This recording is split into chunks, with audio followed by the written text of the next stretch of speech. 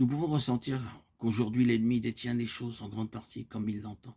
Il semble parfois que le Seigneur se trouve loin derrière l'ennemi. Mais attendez, il a dit à ses disciples, comme une dernière parole, je suis avec vous jusqu'à la fin du monde. Matthieu 28, 20. Je serai là, à la fin. Le Seigneur Jésus ne sera pas finalement évincé, il sera là. Ce sera l'ennemi qui sera écarté. Un jour comme le nôtre, je pense que nous avons besoin de faire appel à la force, à la consolation et à l'aide que ceci apporte. Nous pourrions aisément être accablés. Il y a quelques années, nous avons appris de l'Extrême-Orient l'arrestation et l'emprisonnement sur toute la surface du pays de plus d'un millier de frères, de sœurs et d'ouvriers qui dirigeaient et qui avaient, pendant bien des années, servi le Seigneur si fidèlement et si pleinement. Il se peut que nous n'ayons pas la même histoire de souffrance physique et d'emprisonnement réel, mais nous nous trouvons dans le même combat et la pression spirituelle est terrible. L'atmosphère est absolument saturée d'antagonisme. Nous avons besoin d'aide, d'encouragement. Et d'où pouvons-nous obtenir davantage cette aide, si ce n'est du fait que lui, le Seigneur, est monté sur les hauteurs, et qu'il se trouve là, sur le trône.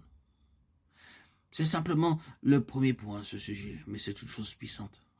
Ceci nous est présenté dans le récit à cause de l'effet si manifeste que cela a produit sur ceux qui étaient là.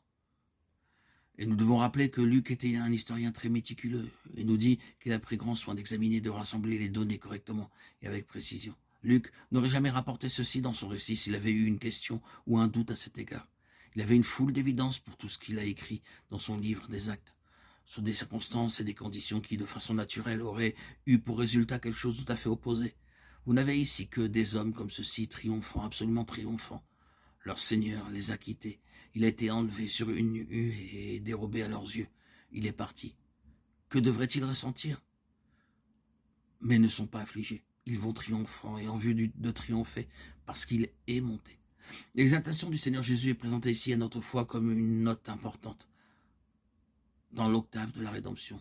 La connaissance du fait que le Seigneur se trouve là où a pour intention de nous racheter de la crainte et de l'incertitude, de nous acheter de la dépression écrasante et de l'oppression accablante au jour de la calamité apparente. C'est comme si le Saint-Esprit cherchait à dire, si ce n'est en parole du moins en fait, à ceux qui sont ainsi souffrants. C'est très bien. Il est sur le trône. Jésus règne. Il est sur le trône, il est monté sur les hauteurs. Je crois qu'ils s'en sortiront à cause de cette vérité. C'est un grand facteur dans la rédemption.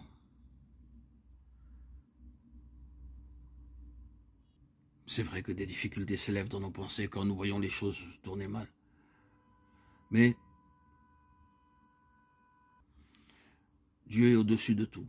Et ce royaume qui est le sien est une chose à long terme. Si nous pouvons utiliser ce terme, peut-être avez-vous regardé une course entre deux remarquables coureurs dans laquelle se trouve un athlète fameux, exceptionnel. Il commence la course et celui-ci semble être le plus médiocre parmi eux tous. Il les laisse tous le devancer, tandis qu'il le dépasse. Il n'y a pas la moindre trace d'anxiété sur son visage. Il les laisse poursuivre leur avance.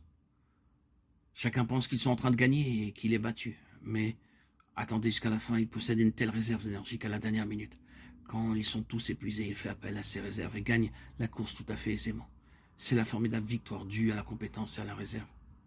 Le Seigneur Jésus est comme cela.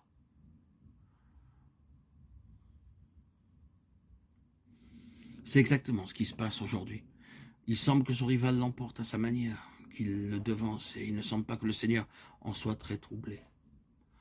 Nous ne pouvons découvrir aucune trace d'anxiété ou d'irritation ou d'inquiétude fébrile dans le Seigneur. Ce n'est pas qu'il soit indifférent, mais il sait ce que sont ses réserves, il sait ce qu'il peut faire, et à maintes reprises, il en fut ainsi. À la fin, il est venu en tête, il a gagné la course. Il le fit à l'égard de l'Empire romain au commencement, et il l'a fait de façon répétée depuis lors. Il a simplement laissé l'ennemi prendre de l'avance, semblant l'emporter dans toute sa façon d'agir, et puis à la fin, grâce à sa réserve et à sa compétence infinie, il a pris la chose en main. Il a remporté tous les prix.